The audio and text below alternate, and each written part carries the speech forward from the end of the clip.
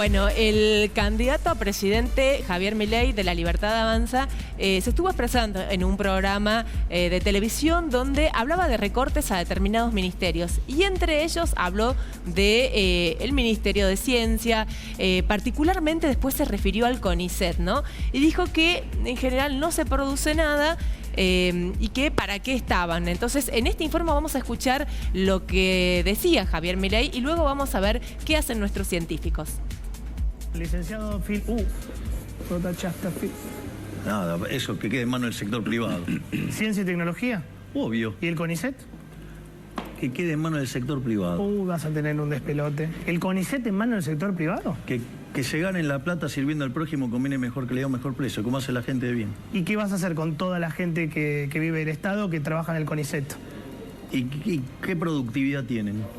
Los científicos, ¿qué va a pasar con ellos? ¿Qué han generado? Desarrollo, investigación... No se nota. No se nota. O sea, cerrás el CONICET. Buscaremos otra forma de asignarlo a otras cosas, porque evidentemente... Otra marcha más, digo, además de Movimiento Evita, vas a tener a la gente del CONICET. O sea, de vuelta. Acá, digamos, o sea, ganarás el pan con el sudor de tu frente. Serás exitoso solamente sirviendo al prójimo, conviene de mejor calidad o mejor precio. Bueno, escuchábamos las palabras de Javier Milei, candidato a presidente, donde hablaba que a su criterio el CONICET no produce. Como nosotros somos un programa de ciencia, quisimos mostrarles las cosas que se producen particularmente en Tucumán, porque se producen y muchas cosas. Y muchos de esos científicos estuvieron aquí en Canal 10, en Ventana a la Ciencia, y en este pequeño compilado les vamos a mostrar algo de lo que se hace, sobre todo con sentido social, productivo, aplicaciones útiles, que vamos a ver aquí, vamos a tener al presidente del CONICET hablando con nosotros. También vamos a ver trabajos sobre paneles solares, la rama humanística. Bueno, ustedes opinen y vean luego de este informe.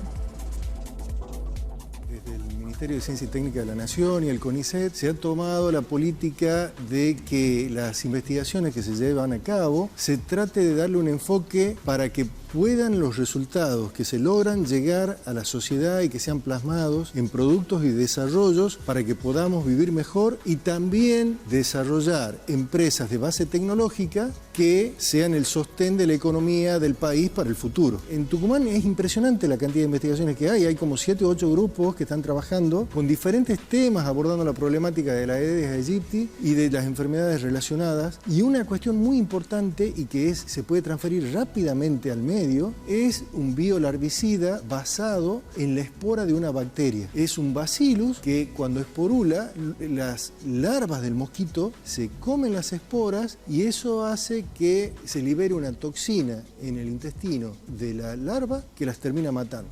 En el CONICET, durante la gestión anterior del doctor Atilio Castañaro y Ricardo Kalimann, se desarrolló una que se le dio a llamar la super tortilla, que es una tortilla que incorpora, reemplaza un poco de la harina de trigo por harina de soja y harina de quinoa. Eso hace que el contenido de proteínas de la tortilla pase de entre el 1 y el 2% al 5 a 7%. Se aumenta muchísimo el contenido de proteínas y son unas proteínas de muy buena calidad, equilibrada, que le aportan la soja y la quinoa. Junto con el desarrollo de la super tortilla se desarrolló un super mate cocido, también se le llamó. La cuestión es que la yerba produce un compuesto que hace que se secuestre el hierro, pero con unos agregados que son de calidad nutricional, que se lo llevó a cabo en el INBIOFAL, un instituto de doble dependencia entre el CONICET y la universidad, se puede evitar ese secuestro del hierro y se hace que el hierro esté biodisponible para las personas que lo toman el mate cocido, mejorando sus propiedades.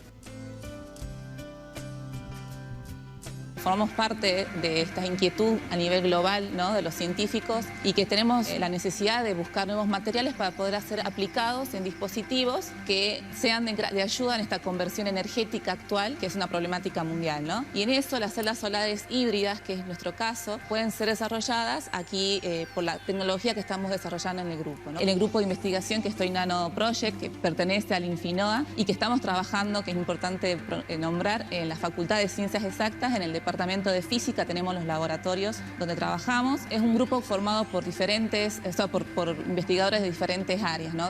Químicos, físicos, ingenieros, biotecnólogos, o sea que todo ese trabajo en grupal da más fuerza, ¿no?, al resultado. Hay una tercera generación donde estamos nosotros, donde son nuevos materiales, donde la nanotecnología se involucra muchísimo. Es híbrida, ¿por qué? Porque estamos tratando de juntar las propiedades de materiales sólidos, por ejemplo, de semiconductores, nanoestructurados, con materiales más blandos, por ejemplo, polímeros.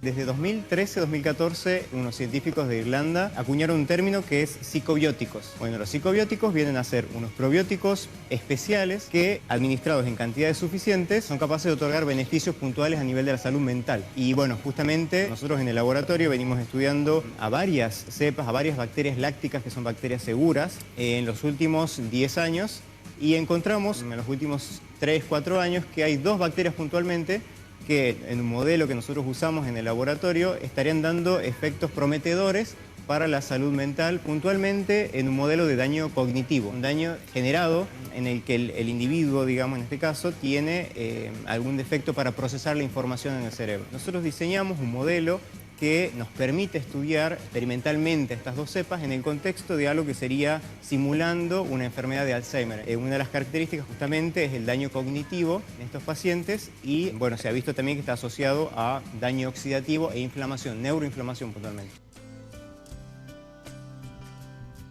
La línea de investigación que nosotros realizamos en la Facultad de Derecho, que es relacionado con la construcción de ciudadanía y la educación en derechos humanos, nos parece muy importante esta distinción de la política con lo que se denomina la política partidaria, que es esa, por ahí la que tiene, digamos, como mala prensa o la ciudadanía lo identifica como algo negativo. Ni una ni la otra, digamos, son elementos negativos. Nosotros vivimos, somos lo que somos, gracias a la vida en comunidad, digamos, no hay forma de subsistencia del ser humano en su dimensión cultural, económica, en su mundo de relaciones, digamos, vitales, sin una participación política, en una organización política. Nosotros desde nuestra línea de investigación vemos importante que se retome la construcción de ciudadanía en las escuelas porque es la forma de generar un ciudadano crítico que pueda interactuar con las redes sociales, pero de una forma crítica, saber qué es lo que dicen en el fondo los mensajes de las redes sociales, etc. Y por otro lado, lo que yo mencionaba, la política partidaria también es algo positivo. Los partidos políticos son organizaciones que plantean modelos de sociedad y propuestas en el ámbito educativo, en cómo va a estar organizada la ciudad, modelos de ciudades, cada uno de los candidatos va planteando estos modelos. Entonces, para poder decodificar estas propuestas, nosotros necesitamos formar ciudadanos críticos que puedan leer este mundo de manera crítica y con basamento científico. Y la forma que priorizamos nosotros en la construcción de ciudadanía es la participación. Es necesaria y es crucial la participación del ciudadano en esta confección de políticas públicas, no siempre como un sujeto pasivo destinatario de estas políticas públicas, sino también pensarnos como nosotros promotores para el cambio de estas políticas públicas y también nosotros ser parte de esa construcción. Bueno, ahí escuchábamos y veíamos a los científicos tucumanos contándonos un poco en qué están trabajando. Algunos trabajan en nuevos materiales para paneles solares, otros están trabajando en el derecho para ejercer ciudadanía. Son múltiples los temas, también en medicamentos psicobióticos a partir de bacterias lácticas que pueden tener efectos en la salud mental. Otros investigadores también trabajan en Parkinson, en Alzheimer. Hay temas súper importantes. Sí, claro, absolutamente.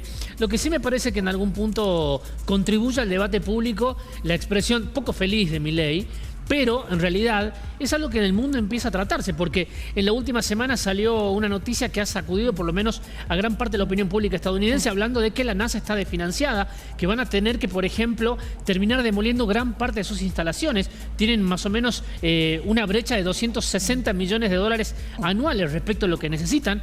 Efectivamente está desfinanciado. Y si eso le pasa a un país rico como Estados Unidos, también evidentemente nos pasa a nosotros, pero la ciencia es muy importante y hay que debatir, Daniela, hay que debatir efectivamente qué queremos investigar, a dónde destinar los fondos y cómo hacerlo. No de la manera que lo dijo Milei, obviamente. Claro, la solución probablemente no tiene que ver con un recorte, que algo nos parece que funciona mal o no tan bien como quisiéramos, bueno, lo eliminemos, no, probablemente hay muchísimas instancias y alternativas como la conversación, el diálogo, el análisis de los mismos científicos hacia áreas prioritarias, que creo que en el último tiempo se están haciendo, ¿no? Sí. Esto de que las investigaciones del laboratorio pasen a la gente, ¿no? Que no se queden solamente allí, eso se está aplicando en el último tiempo y es súper importante. Algo de esto le voy a mostrar ahora, Juan, a usted y a nuestros televidentes, que tiene que ver con trabajos de científicos argentinos. Más precisamente vamos a hablar acerca de el proyecto Tronador 2, que es un lanzador propio para nuestro país, que puede llegar a exportar servicios a otros países.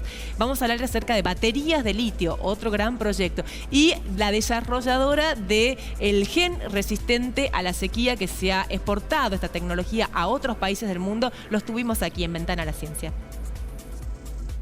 Bueno, un vehículo lanzador es lo que nos permite colocar satélites artificiales en órbita. Como será de complejo, que muy pocos países dominan esa tecnología, es lo que necesitamos para poder colocar nuestros satélites futuros en órbita y poder seguir avanzando en nuestro plan espacial. La Argentina se distingue en el sector espacial primero por una trayectoria que es reconocida a nivel internacional, y somos uno de los pocos países que tenemos la capacidad de diseñar satélites, de fabricarlos, de ensayarlos, y lo que nos está faltando es poder ponerlos en órbita. Entonces es poder completar ese ciclo, además para poder llevar adelante varios de los proyectos satelitales que tenemos en carpeta, pero también teniendo en mente la posibilidad de poder brindar estos servicios a terceros. El sector espacial está creciendo enormemente en el mundo, con una demanda muy grande de vehículos lanzadores. Entonces, nuestro objetivo es no solo poder satisfacer nuestras necesidades propias de colocar satélites de observación de la Tierra en órbita desde la Argentina, sino también poder brindar ese servicio a otros países. Y te diría que son menos de 10 los que cuentan con esa capacidad. Que es una única tecnología que se llama HB4, que viene del girasol. HA es Helianthus, el nombre científico del girasol, y es un gen de girasol que nosotros sacamos del girasol y lo introdujimos en otros cultivos, ya que el girasol es bastante más tolerante al déficit hídrico que estos otros cultivos. Eso hizo a nivel de laboratorio y después en ensayos de invernadero y de campo, que estos cultivos receptores de este gen de girasol se convirtieran en más tolerantes al déficit hídrico. ¿Qué quiere decir? Que pueden tolerar tiempos más prolongados de falta de agua sin perder en productividad. Lo que hace este gen cuando modifica estos cultivos es hacer que aguanten más tiempo sin tener agua. Básicamente el insumo que se logró sintetizar es una sal de litio, que es un hexafluorofosfato de litio, litio fósforo flúor 6. Y este compuesto es fundamental para fabricar una de las partes de la batería, que es el electrolito. Nosotros estamos a escala de laboratorio y estamos trabajando ahora en la purificación, porque es importante que sea de una alta pureza para que la batería se desempeñe bien. Esta sal se produce fundamentalmente en China y otros países asiáticos, ¿no? Ellos emplean como insumo un carbonato de litio, el cual lo obtienen de países productores como Argentina, Bolivia, Chile y Australia. Y con respecto al costo del electrolito, el electrolito representa alrededor del 10% del costo de la batería. Pero el mayor problema no es el costo, sino es la posibilidad de conseguirlo.